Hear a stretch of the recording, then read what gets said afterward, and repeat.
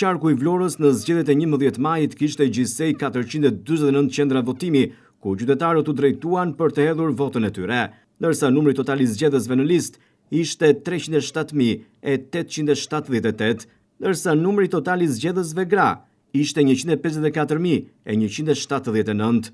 Numri i votuesve në qendrat e votimit të cilat u numëruan ishte gjithsej 93.597, ndërsa numri i votuesve gra në qendrat e votimit të numëruara 41.064. Ky proces pati edhe vota të pavlefshme, që gjithsej ishin 2.975, ndërsa vota të vlefshme në të gjithë territorin e qarkut ishin 90.656.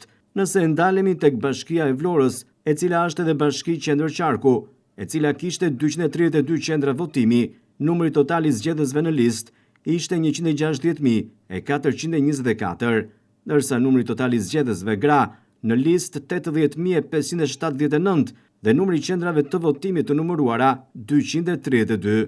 Numri votuesve në qendrat e votimit të numëruara 51.041, ndërsa numri votuesve gra në qendrat e votimit po të numëruara 22.611.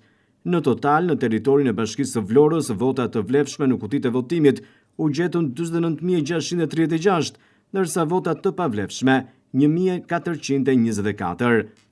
Ndërsa në Bashkinë e Himarës, votat e vlefshme ishin 6.237 dhe ato të pavlefshme 225.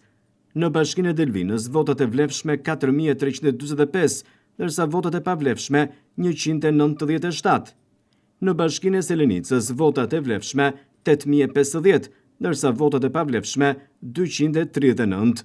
Në Bashkinë e Sarandës, votat e vlefshme 14.290, ndërsa votat e pavlefshme 557.